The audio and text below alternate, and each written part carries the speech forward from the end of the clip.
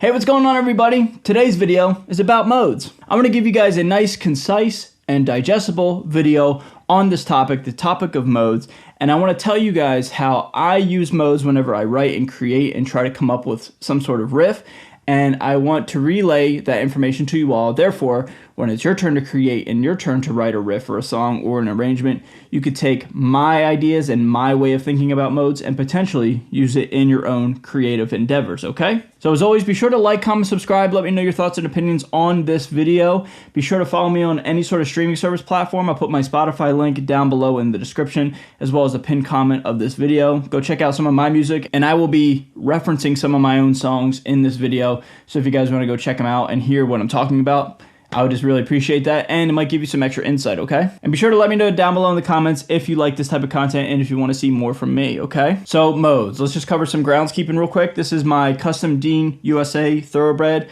tuned down to drop D for the time being, okay? I'm going to be explaining everything in a drop tuning and drop D because mostly the style of music I play and the genre that I like to play in, that is like hard rock and metal, most of the guitars are in some sort of drop tuning, okay? But as always, no matter what tuning you're in, all this stuff applies, okay? So whether you're in drop D, drop C, B, A, any sort of alphabetical letter, whatever drop tuning you're in, all this stuff applies, okay? I'm gonna just cut right to the chase right now. I'm gonna put something up on the screen right now. I've made it myself. I didn't come up with this, but I made this chart myself. I want you guys to please, if you take anything away from this video, please write this down and retain this information. Please, dude. I'm not saying this to waste your time. I'm saying this because this is so important, okay? Here are the 7 modes, and all of these scales and all of these sequential numbers are all the mode scales on the low string, with the low string as the key, as the opening note, as the reference note.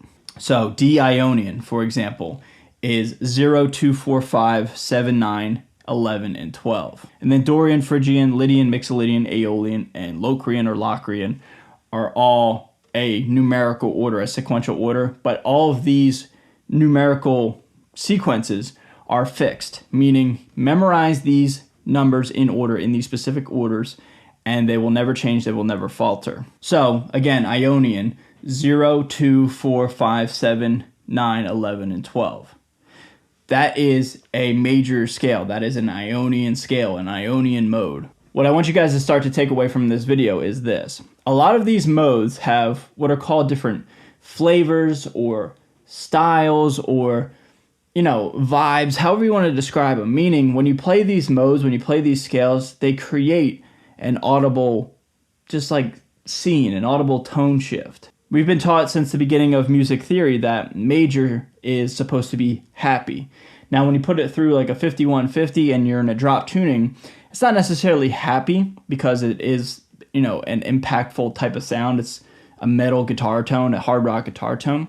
So I always think of major, or I always think of Ionian as powerful or uplifting or heroic, epic, stuff like that. So I'm just going to riff in D Ionian, D major, and I want you guys to listen how this sounds.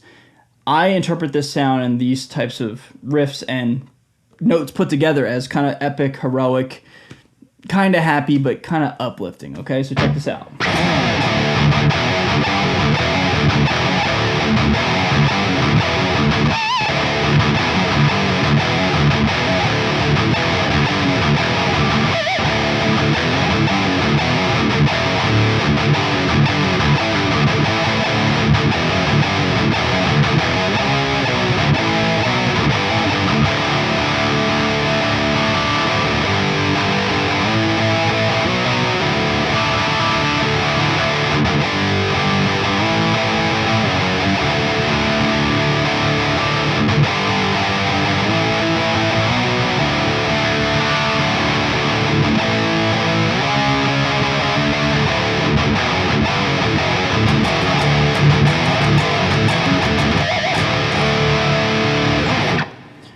So that is the mood of D Ionian. And if you noticed, all I did was follow 0, 2, 4, 5, 7, 9, 11, and 12. I did not hit any other fret in that scale. And this is how this all fits together. So if we're in a drop tuning, we have low D and high D. So we have two strings of the exact same pitch, or pardon me, the exact same note, different pitches, but the same letter, D, low D and high D. So they're octaves. So those strings are essentially tuned to the same note, just a different pitch apart, right? So you don't have to worry about whether or not they're going to fit in a scale, okay? And the A string, more often than not, will fit in the scale. There are a few exceptions, and I don't necessarily want to spend too much time in dissecting that, but I will just give an example right here. Like, if we take the 11th fret, which is a C sharp, and then the 5th above that, the A string, that's a G sharp. And the key of D major, we have D, E, F sharp, and G. So that G sharp technically isn't in the scale, in the key.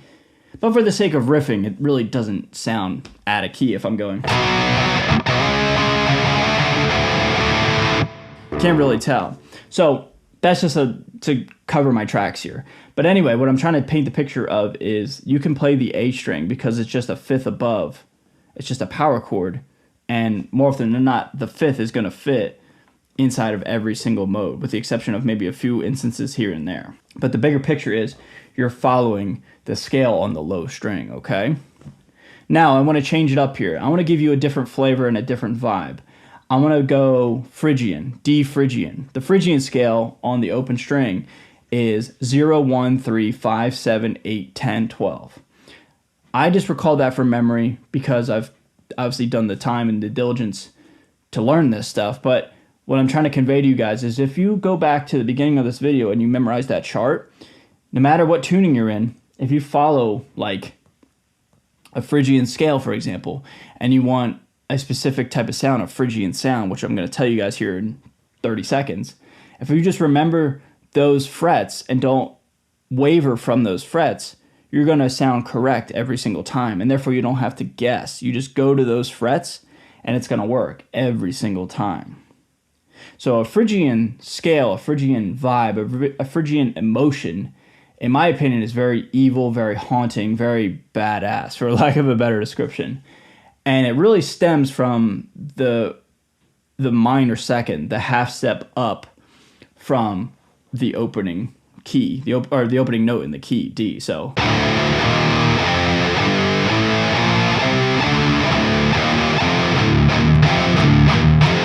you can stop right there. You can stop right here. Anything open one is gonna just be cool. For a hard rock or like a metal type of riff. So same thing that I did with Ionian. I want to riff and make up a riff in Phrygian right now and put myself on the spot. So here is Phrygian, just riffing around, following that scale. Here it goes.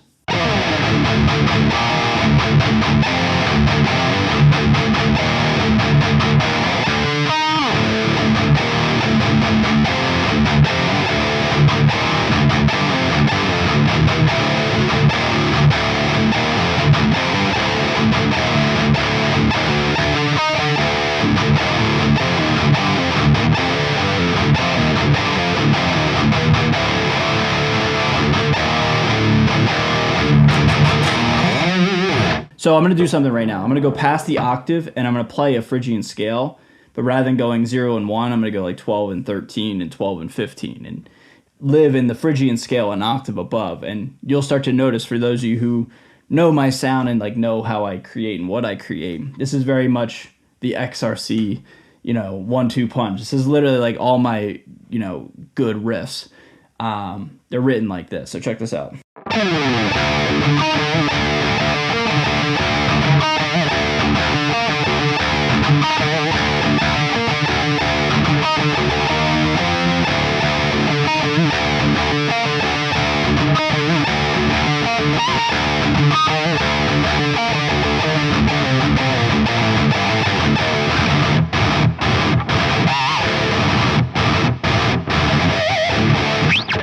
Etc. So my favorite style and my favorite mode is Phrygian. Another one that's very close is Locrian. There's only one note that's different between Phrygian and Locrian, and that's the flat fifth. So if I went 0, 1, 3, 5, 6, 8, 10, 12, that's Locrian. And that's also an evil flavor. So what I'm trying to convey to you here is this, guys. This is where it all comes together. If you memorize that chart that I made in the beginning of this video when I put it up on the screen, if you memorize all 7 of those modes and then you memorize and attach an emotion and a feeling, an audible feeling to those modes and those scales, when it's your time to create and when it's your time to make something up, if you want an evil riff, if you want a haunting riff, go Phrygian and Locrian. If you want a happy riff, if you want an uplifting epic riff, go Ionian, go Lydian, go Mixolydian. If you want like a regular kind of indifferent type of sound, kind of minor, but not the most minor, go Dorian or go Aeolian. Which is kind of ironic because Aeolian literally is minor. But when we think of minor, we think of like sad, and anything open 1 is way sadder or way haunting compared to open 2. Because Aeolian goes 0-2, and Phrygian and Locrian go. Just that open 1 half step sounds way more haunting and evil to me. Anyway, what I'm trying to convey to you guys is memorize those patterns, and therefore, when you want to create something, when you want to create a riff, if you want a sad riff, grab one of the sad, what you deem sad, one of the sad modes. If you want a happy sound, grab one of the happy modes. Plug it and play on the fretboard, and then try to make something out of that template, make a riff out of that template. I hope that makes sense. That's literally what I do every time I want to make a riff. I grab one of those templates, put it on the fretboard, and then I try my very best to make something out of it. Now, can I play notes outside of that scale, outside of that mode, outside of that key? Of course. The biggest cop-out I ever hear, the biggest cop-out I hear with music theory is I don't want to learn music theory because it'll hinder my creativity. It's a cop-out. It truly is, and it's okay. Brother, you can play the scale and then choose to play a wrong note, and it's going to be okay. That's your creative decision. But it's nice to know what is and what is not in the scale and the key. It's very empowering and very liberating to me. So everybody, I hope this makes sense. Long story short, take that template, put it on your fretboard, depending on the vibe you want, grab the one you want, and try to make a cool riff out of it, okay? So everybody, what do you guys think of my thoughts and opinions? What do you guys think of my teachings and my findings? Please leave them down below in the comment section. I'd love to hear from you guys, and I'd love to learn from you guys, because in turn, it makes me a better creator, okay? With that being said, everybody, I love you guys so much. Thank you so much for watching, and I'll see you guys in a video very, very soon. Later.